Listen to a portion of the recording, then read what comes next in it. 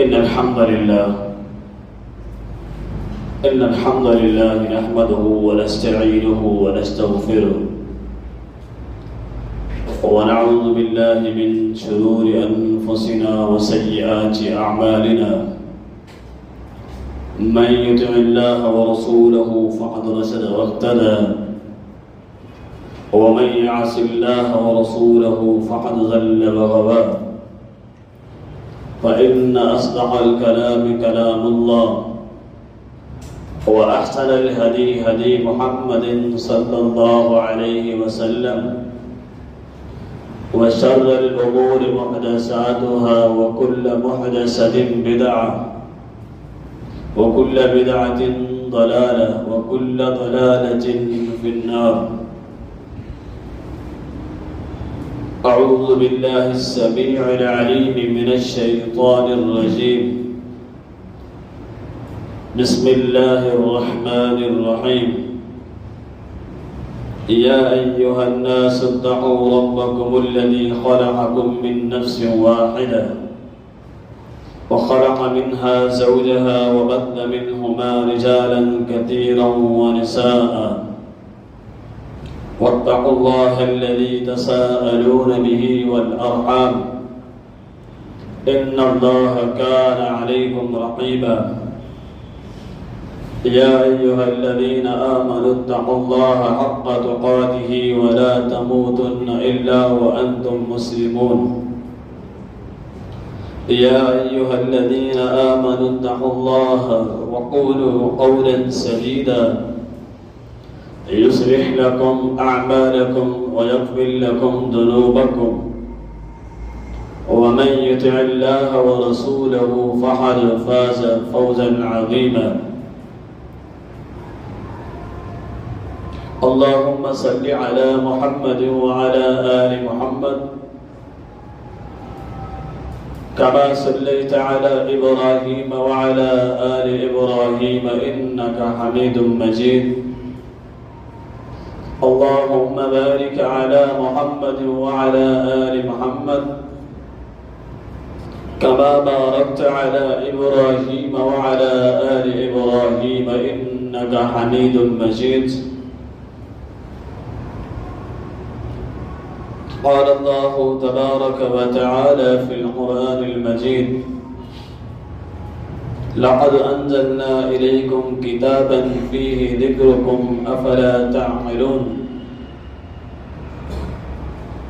قال الله تبارك وتعالى في مقام آخر: ثم أورثنا الكتاب الذين اصطفينا من عبادنا فمنهم ظالم لنفسه ومنهم مقتصد ومنهم سابق بالخيرات بإذن الله. اللہ تبارک و تعالی نے کلام مجید کے اندر فرمایا کہ لقد انزلنا الیکم کتابا فیہ ذکرکم افلا تعقلون. البتہ تحقیق ہم نے آپ کی طرف کتاب نازل کیا، اس میں آپ کا ذکر موجود ہے. افلا تعقلون، کیا آپ عقل نہیں رکھتے؟ اللہ تبارک و تعالی نے امت محمدیہ صلی اللہ علیہ وسلم کو اس آیت کے اندر مخاطب فرمایا ہے، کیونکہ یہ کتاب نبی علیہ السلام کے ذریعے ہماری طرف آئی ہے. پھر اس میں اللہ تبارک و تعالی نے فرمایا کتاب تو میں نے نازل کر دی ہے تمہاری طرف، لیکن تم یہ نہ سمجھنا کہ یہ خالی کتاب ہی ہے، بلکہ فیہ ذکرکم، اس میں تمہارا ذکر موجود ہے. پھر فرمایا کہ یا ایھا الناس قد جاءتکم موعظۃ من ربکم وشفاء للناس. وہ ذکر کرنے کے بعد کلام مجید کے حوالے سے یہ فرمایا کہ اے لوگوں، اسی کتاب کے اندر یا ایھا الناس قد جاءتکم من ربکم ھدی للناس، جو تمہارے پاس کتاب آئی ہے لوگوں کے لیے اس میں ہدایت موجود ہے، نصیحت موجود ہے. پہلے فرمایا تمہارا ذکر ہے، پھر فرمایا کہ یہی کتاب جس میں تمہارا ذکر ہے اسی میں تمہارے لیے نصیحت ہے. اب آتے ہیں کہ ذکر کس طرح کیا ہے. امت محمدیہ کا ذکر کس طرح ہے قرآن کے اندر. فرمایا کہ ایک اور بھی اللہ تبارک و تعالی نے ایک مقام دیا ہے، ایک مرتبہ دیا ہے. ثم اورثنا الكتاب الذين اصطفينا من عبادنا فمنهم ظالم لنفسه. ہمارے پھر ہم نے اسی کتاب کا وارث بھی بنایا جس میں ان کا ذکر ہے انہی لوگوں کو. ثم اورثنا الكتاب الذين اصطفينا، ہم نے چنا پھر جس میں ان کا ذکر ہے ان میں سے چنا ہم نے من عبادنا اپنے بندوں میں سے فمنهم ظالم لنفسه. فرمایا کہ ہم نے چنا تو ہے لیکن ان میں سے کچھ ایسے ہیں جو اپنے نفسوں پر ظلم کرتے ہیں. فمنهم ظالم لنفسه، اور ان میں سے کچھ ایسے ہیں ومنهم مقتصد. فرمایا کہ درمیانے راستے چلنے والے ہیں، یعنی ان کے گناہ بھی ہیں ان کی نیکیاں بھی ہیں. فرمایا آگے فرمایا کہ ومنهم سابق بالخيرات باذن اللہ. کتاب کی وراثت کے لیے ہم نے جن کو چنا اور اس کتاب میں جن کا ذکر ہے ان میں سے بعض ایسے بھی ہیں جو سابق بالخیرات نیکی کی اعلیٰ کیٹاگری کے اندر شامل ہیں. یہ ان کی نیکیاں ہی نیکیاں ہیں، گناہ ان کے نہ ہونے کے برابر ہے بلکہ نہیں ہیں. پھر اللہ تبارک و تعالی نے فرمایا کہ تمہارا ذکر اس کے اندر کیسے ہے اور کس انداز سے ہے. فَتَبَارَكَ الَّذِي جَعَلَ فِي السَّمَاءِ بُرُوجًا وَجَعَلَ فِيهَا سِرَاجًا وَقَمَرًا مُنِيرًا وَهُوَ الَّذِي جَعَلَ اللَّيْلَ وَالنَّهَارَ خِلْفَةً. پہلے تعالی نے توحید بیان کی ہے کیونکہ توحید کی اہمیت ہے نا، ایک اس کا مقام ہے، مرتبہ ہے، اس کے بغیر کچھ نہیں ہے. پہلے توحید کا ذکر کیا وَهُوَ الَّذِي جَعَلَ اللَّيْلَ وَالنَّهَارَ خِلْفَةً لِمَنْ أَرَادَ أَنْ يَذَّكَّرَ أَوْ أَرَادَ شُكُورًا. اب آگے آتا ہے وہ ذکر جو اللہ نے کیا ہے، جو پچھلے آیت کے اندر نشاندہی کی کہ تمہارا ذکر ہے اس میں. وَعِبَادُ الرَّحْمَنِ الَّذِينَ يَمْشُونَ عَلَى الْأَرْضِ هَوْنًا وَإِذَا خَاطَبَهُمُ الْجَاهِلُونَ قَالُوا سَلَامًا. ہمارا کہ تمہارا ذکر کیا ہے اور تم میں سے ہی ایسے لوگ ہیں وَعِبَادُ الرَّحْمَنِ الَّذِينَ يَمْشُونَ عَلَى الْأَرْضِ هَوْنًا. اللہ تبارک و تعالی نے کتاب دیا کتاب دیکھنے کے بعد اس کا وارث بھی بنایا، اور پھر یہ بھی بتایا کہ اس کے اندر تمہاری خوبیاں بھی موجود ہیں۔ کیا خوبی ہے؟ تمہارا ذکر، تمہاری تعریفیں موجود ہیں، لیکن یہ کہ ہم ان تعریفوں کے اگر حقدار ہوں۔ وعباد الرحمن الذین یمشون علی الارض، پر تم میں سے کچھ ایسے میرے بندے ہیں، فلانا اصطفینا، ہم نے چنا ہے۔ اب یہاں اللہ تعالیٰ کا کہ جو چناؤ ہے اس کا ذکر ہے۔ ہمارے عباد الرحمن، رحمان کے بندے ہیں، آگے جو اصل ذکر ہے ہمارا وہی ذکر کیا ہے۔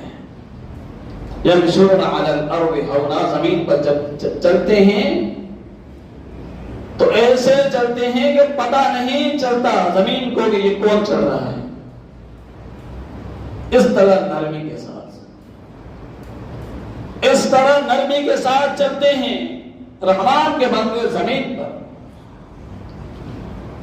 وَإِذَا خَاطَبَهُمُ الْجَاهِلُونَ قَالُوا سَلَامًا، جب ان کا سامنا ایسے لوگوں کے ساتھ ہوتا ہے جو بے علم ہوتے ہیں، وہ اللہ تعالیٰ کا مقام مرتبہ نہیں سمجھتے، اور جہالت کی وجہ سے وہ اسلام سے دور ہیں، اللہ تعالیٰ سے دور ہیں۔ جب ایسے لوگوں کے ساتھ ہمارا ان کی ملاقات ہوتی ہے، قالوا سلاما، سلام کہتے ہیں، نکل جاتے ہیں۔ آگے فرمایا کہ والذین، پر ہمارا ہی ذکر ہے، والذین یبیتون لربہم سجدا وقیاما، اللہ نے فرمایا کہ تمہارا ذکر میں نے یہ بھی کیا ہے۔ تم میں سے ایسے لوگ ہیں جو رات کو گزار دیتے ہیں قیام کے اندر اور سجود کے اندر، تمہارا ہی ذکر ہے۔ آگے آتے والذین یقولون ربنا اصرف عنا عذاب جہنم، فرمایا کہ ایسے لوگ بھی ہیں، میرے چنے ہوئے لوگ ہیں، اور تم ہی میں سے ہیں، تمہارا ہی ذکر ہے، تم ہی کے دل کی کہہ رہا ہوں، زبان میری ہے بابوں کی۔ یہاں پر بھی وہی بات ہے، اللہ تعالیٰ کہ تمہارے لیے ہی کہہ رہا ہوں، تمہارے لیے ہی کہا جا رہا ہے، تمہارا ہی ذکر ہے۔ کہ والذین، وہ لوگ یقولون، کہتے ہیں کہ ربنا اصرف عنا عذاب جہنم، اے اللہ ہم سے جہنم کے عذاب کو دور کر دے، جہنم کا عذاب انتہائی سخت ہے، اسے دور کر دے۔ آگے فرمایا ذکر کرتے ہوئے اللہ تبارک و تعالی فرماتے والذین اذا انفقوا لم يسرفوا ولم يقتروا وكان بين ذلك قواما، ہمارے وہی میرے بندے ہیں جن کا میں نے کتاب کے اندر ان کے فرمایا کہ تمہارا ذکر ہے، میں نے تمہارا ذکر اس انداز سے کیا ہے، تمہارے اوصاف بیان کیے ہیں، تمہارے صفات کو پوری دنیا تک پہنچایا ہے، لیکن یہ صفات ہونی چاہیے تب ہمارا اس میں ذکر ہے۔ فرمایا کہ نا تو ہمیں اللہ تبارک و تعالیٰ نے فرمایا کہ فیہ ذکرکم، اس میں دیکھیں کہ ہم قرآن کے اندر جو ہمارا ذکر ہے، ہمارا نمبر کس ذکر کے اندر شامل ہے، کون سی صفت ایسی ہے جس میں ہمارا ذکر ہے۔ اب یہ ساری صفات ہم نے بیان کی ہیں، اور ہم اپنے گریبان کے اندر جا کے کہ ہم ان میں سے کس کے حقدار ہیں، کون سی ہمارے اندر پائی جاتی ہے۔ اسی لیے ہمارے اندر یہ چیز پائی جاتی ہے، ان اوصاف میں سے کوئی ایک صفت بھی پائی جاتی ہے، پھر حقیقی ہم کتاب کے وارث ہیں، پھر حقیقی کتاب کے وارث ہیں۔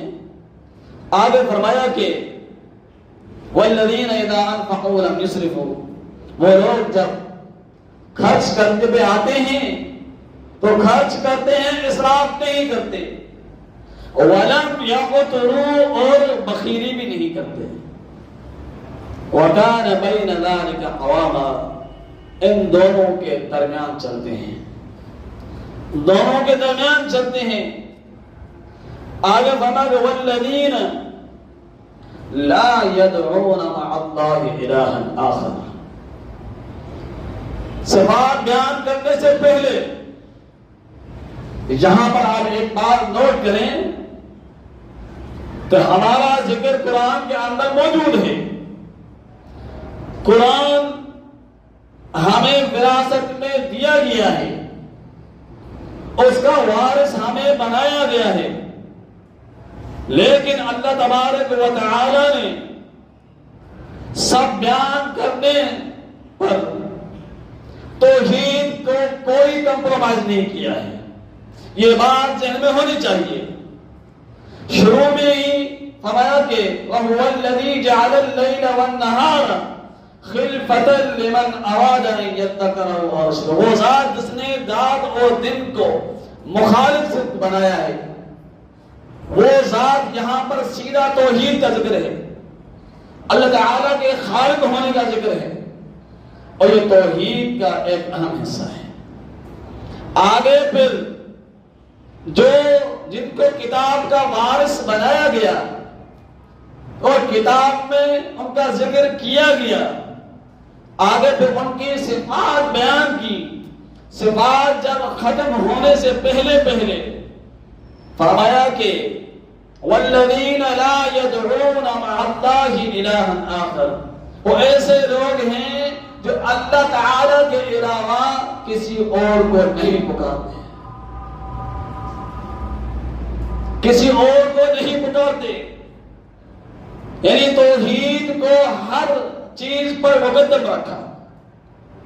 اور پچھلی جو آیات ہیں ان کے اندر جو ذکر ہے، مثال طور وَالَّذِينَ يَمْشُونَ عَلَى الْأَرْضِ هَوْنًا، اس سے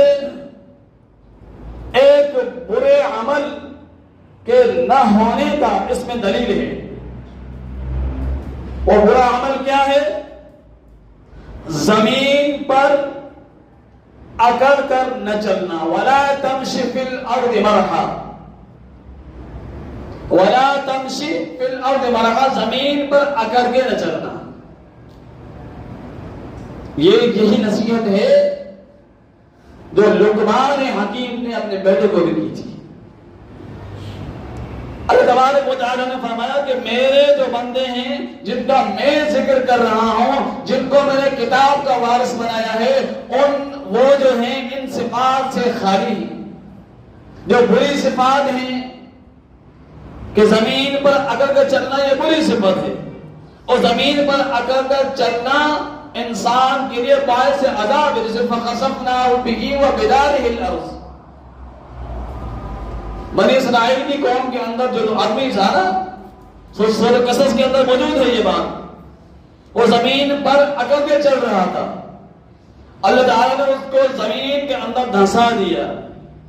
اور آگے والی آیت کے اندر کس چیز کے بارے میں ذکر ہے؟ وَالَّذِينَ يَبِيتُونَ لِرَبِّهِمْ سُجَّدًا وَقِيَامًا، اس کے اندر ایک بہترین صفت، فَتَتَجَافَىٰ جُنُوبُهُمْ عَنِ الْمَضَاجِعِ يَدْعُونَ رَبَّهُمْ خَوْفًا وَطَمَعًا، فرمایا کہ وہ ان لوگوں کا ایسے لوگ ہیں، ایسے میرے خاص بندے ہیں، ان کے پہلو بستروں سے الگ ہوتے ہیں، یدعون ربهم خوفا وطمعا، اندھیری رات کے اندر دنیا سو رہی ہے، وہ اللہ تعالیٰ کو پکارتے ہیں خوف اور امید کے ساتھ، خوف اور امید کے ساتھ۔ آگے والی آیت کے اندر والذین یقولون ربنا اصرف عنا عذاب جہنم،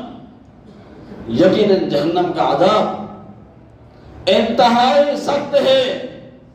اللہ تبارک و تعالی نے یہاں ان لوگوں کی اس صفت کو بھی ذکر کیا کہ وہ لوگ اللہ تبارک و تعالی کے عذاب کے خوف سے ڈرتے ہیں، خوف رکھتے ہیں اللہ تعالی کے عذاب کا، کیونکہ ان بطش ربک لشدید، اللہ تعالی کی جو پکڑ ہے وہ انتہائی زیادہ سخت ہے۔ وہ اللہ تعالی کا خوف رکھتے ہیں۔ یہ آگے والی آیت کے اندر بیان کیا۔ اس سے آگے والی آیت کے اندر فرمایا کہ والذین، دو چیزوں کا ذکر کیا، دو عمل ان کے اندر ایسے موجود ہیں، والذین اذا انفقوا لم یسرفوا، یعنی وہ اللہ تعالیٰ کے راستے کے اندر خرچ کرتے ہیں، اور راستے کے اندر خرچ کرنے والے لوگ اگر نظر دوڑائی جائے تو یقیناً صحابہ کرام اس سے بازی دے چکے ہیں، کیونکہ ان کے بارے میں آتا ہے کہ اگر وہ ہمارے اللہ تبارک و تعالی کے رسول نے فرمایا، صحیح بخاری کا حدیث موجود ہے، حالانکہ میں نے صحابہ کو برا بھلا نہ کہو۔ کیوں برا بھلا نہیں کہو؟ کہ وہ تمہارے اندر اور ان کے اندر کتنا فرق ہے۔ مگر تم میں سے کوئی شخص احد پہاڑ کے برابر سونا خرچ کرے اور میرا صحابی صرف ایک مٹھی جو اللہ کے راستے میں دے، ثواب میرے صحابی کو زیادہ ملے گا۔ تمہارے اندر ان کے اندر فرق ہے۔ یقیناً انہوں نے انفقوا پر جو عمل کر کے دکھایا، کمال کا عمل کیا، کمال کا عمل کیا۔ آگے آتے ہیں یہ ایک صفت، دوسری ولم یسرفوا، اور ولم یسرفوا دور حالت کے اندر کہ وہ اسراف نہیں کرتے، یہ صفت ہے ہماری۔ اگر ہم نظر دوڑائیں تو ہمارا ہر قدم اپنی دولت کے اسراف پر پایا جاتا ہے۔ شادیوں میں آئیں، دیگر معاملات کے اندر کئی ایسے بے شمار چیزیں ہیں، ہم دیکھیں لاکھوں روپے، کروڑوں روپے ہم اسراف کے اندر خرچ کر دیتے ہیں، نہیں سوچتے کہ منع ہے اسلام کے اندر۔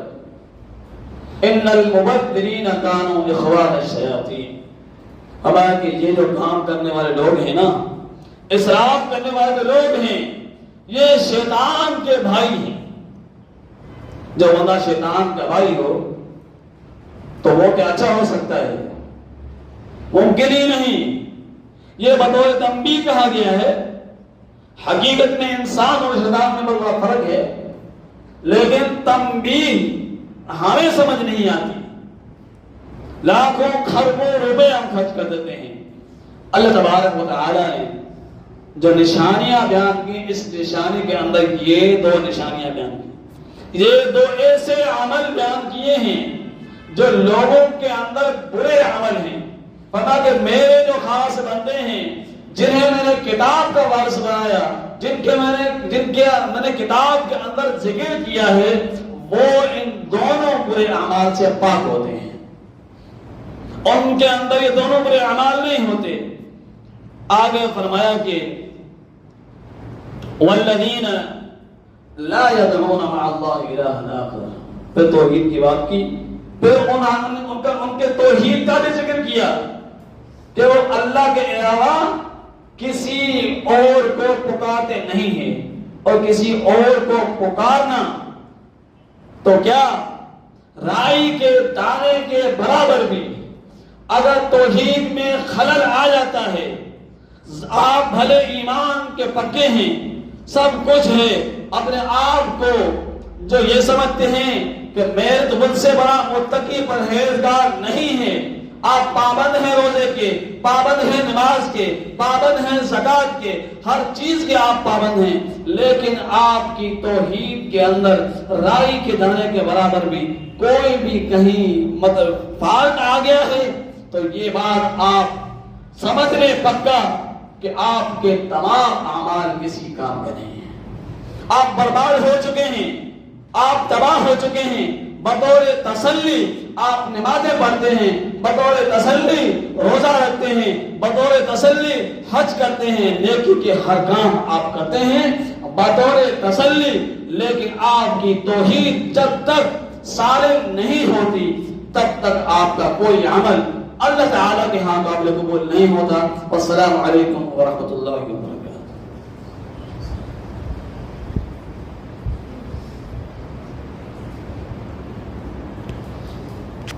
इन्नल हम्दुलिल्लाह